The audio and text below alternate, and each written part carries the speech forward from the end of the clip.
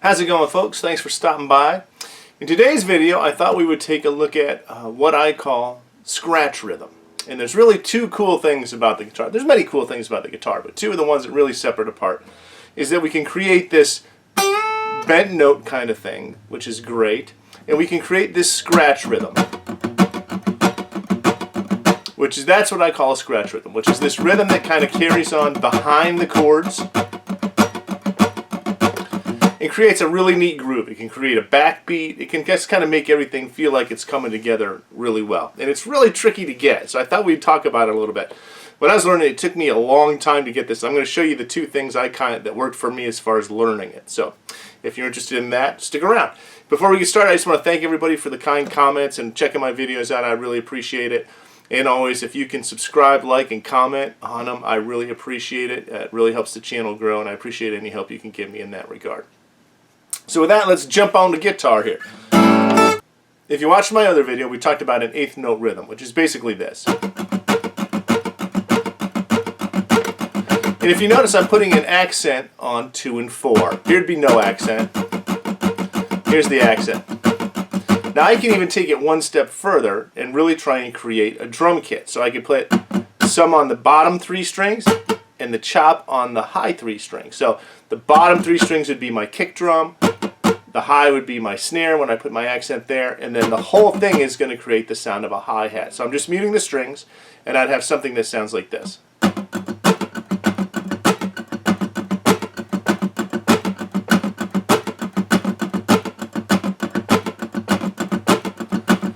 Which creates a really cool feel just by itself. Okay, so now I can put this in combination with bouncing this left hand. So everyone always thinks rhythm's 100% in the right hand. It's not. There's an awful lot of rhythm in the left hand as well. So I'm just going to take an A7 chord just to make it simple.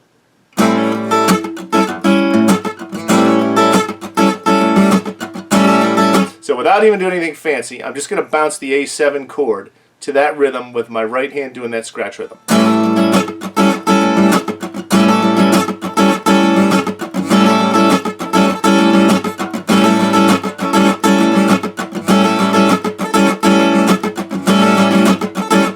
Do that 10,000 times, it'll come right to life. It's pretty tricky. Just doing that. This took me a really long time to learn. This was not something that came easy to me at all. But it really does make the rhythm sound cool when we're playing these rhythms. So now if I have this 7th chord, just a form 1 A7 chord, I can hammer on my 2nd finger, just like when we were down here talking about this. I can do that with the A7 chord here, and I could go.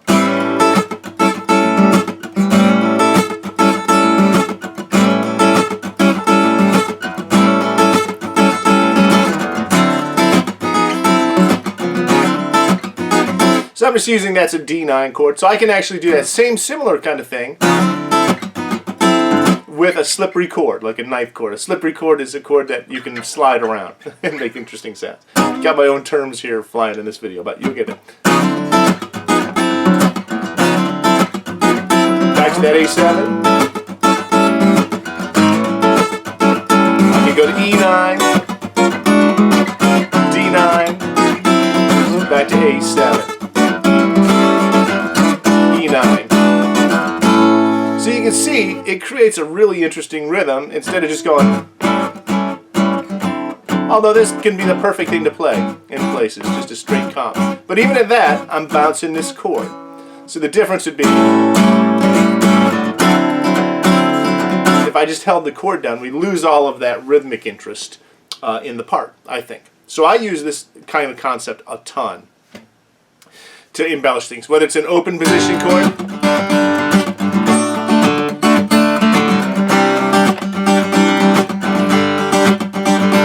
So it's creating a scratch rhythm with your right hand and then bouncing the chord with your left hand to whatever kind of rhythm you want to have happening. Okay? So that's the basic concept of what we're doing. Now there's a couple tunes we can steal from to try and make this happen. Okay? So one of them is going to be taking this D minor 7 chord. We'll just keep it here at the 5th fret. We'll keep it simple. Or it can be a D minor chord, whatever you want to do. I like the minor 7. So we're doing a D minor 7 chord, 5th fret. And what I'm going to do is I'm going to hammer. I'm hammering my 2nd and my 3rd finger. So I'm hitting the chord with just the bar. And and then hammering the chord down all in one motion.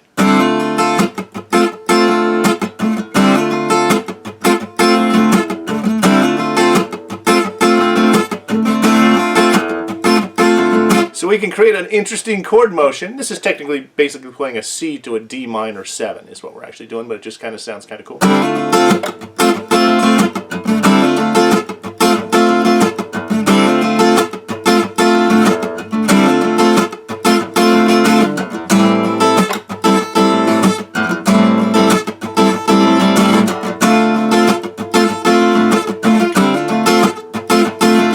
So that's a really great rhythm to start with, okay?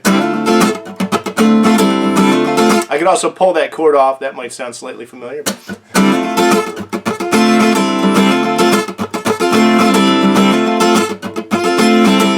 in that case, I'm just hitting the D minor 7, pulling the chord back off to the C, hammering it on, back off.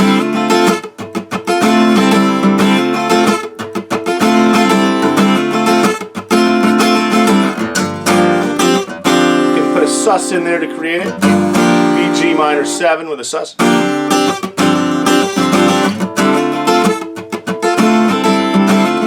So that was a great place to start, just to get that right hand kind of happening. There's not a ton of motion, but we have a little bit of motion on the chords. And you have to remember, anytime we're talking about rhythm, it really has to groove. You really want to be like a metronome. One of the things, most people don't have any good rhythm, so we have to develop good rhythm. And one way to do that is with a drum machine or something that's going to play a perfect rhythm every single time, so that we can get kind of trained where that groove is, and our body starts to feel where that pulse is happening in a consistent way, which is very difficult to do and takes a very long time to develop it. But most folks are rhythmically challenged, whether they want to admit it or not. So we want to have these kind of grooves cooking, which is a really kind of a fun way to get started. And that's an easy way to get this left hand and right hand kind of working together with this scratch rhythm that's kind of cooking. Now, if I jump back to this A7 chord, we were doing this. But check this out. I can lay my third finger down, and now I'm basically implying a D chord. And I can go back to that A7, so I could go.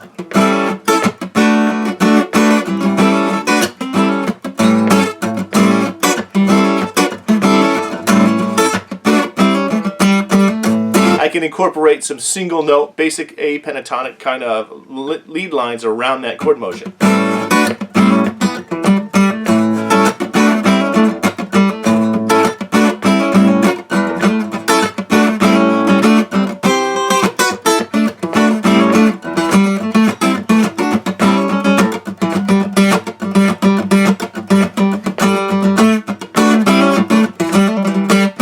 We can create really interesting things just by keeping this groove going behind us.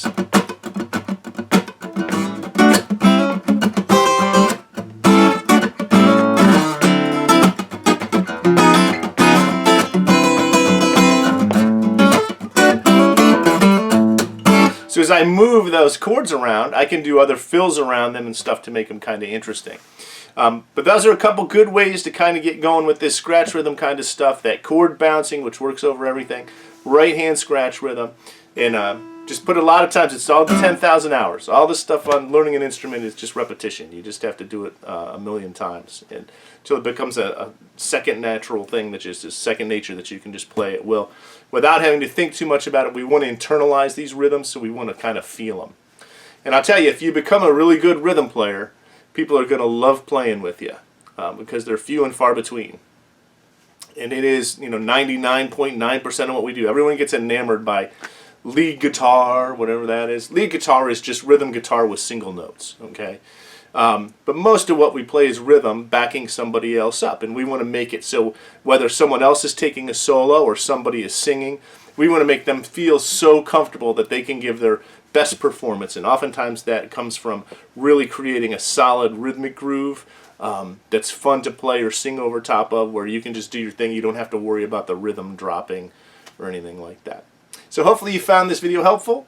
As always, I appreciate you checking them out, and you guys have a fantastic day.